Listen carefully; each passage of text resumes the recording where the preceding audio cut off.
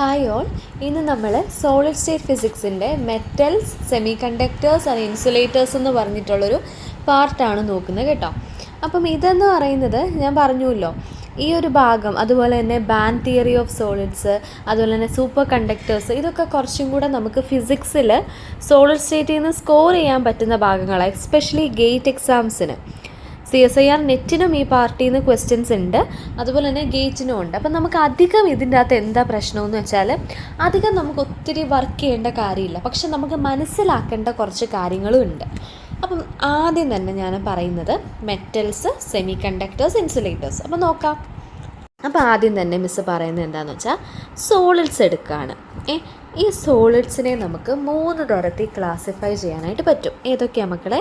ഇപ്പം miss പറഞ്ഞുല്ലോ, metals ഉണ്ട്, അതുപോലെ തന്നെ സെമി കണ്ടക്ടേഴ്സ് ഉണ്ട്, അതുപോലെ തന്നെ ഇൻസുലേറ്റേഴ്സ് ഉണ്ട്. ഇതിലെപ്പോഴും നമ്മൾ കൂടുതൽ സംസാരിക്കുന്ന ആരെ പറ്റിയാണ്? ഒന്ന് ആലോചിച്ച് നോക്കിയേ. എപ്പോഴും നമ്മൾ സംസാരിക്കുന്ന സെമി കണ്ടക്ടേഴ്സിനെ കുറിച്ചാണ്. കാരണം അത് ഇൻട്രൻസിക് ഉണ്ട്, അത് എക്സ്ട്രൻസിക് ഉണ്ട്, ഡോപ്പിംഗ് ഉണ്ടെന്നൊക്കെ പറഞ്ഞ് നമ്മൾ പഠിക്കും. കുറവ് സംസാരിക്കുന്നത് എനിക്ക് തോന്നുന്നു ഇൻസുലേറ്റേഴ്സിനെ കുറിച്ചാണല്ലേ. മോഡറേറ്റ് ആയിട്ട് നമ്മൾ മെറ്റൽസിനെ കുറിച്ച് ഓൾറെഡി നമുക്ക് കുറേ കാര്യങ്ങൾ അറിയാം. അപ്പോൾ കൂടുതൽ നമ്മൾ സെമി കണ്ടക്ടേഴ്സിനെ കുറിച്ചാണ് സംസാരിക്കാറുള്ളത്.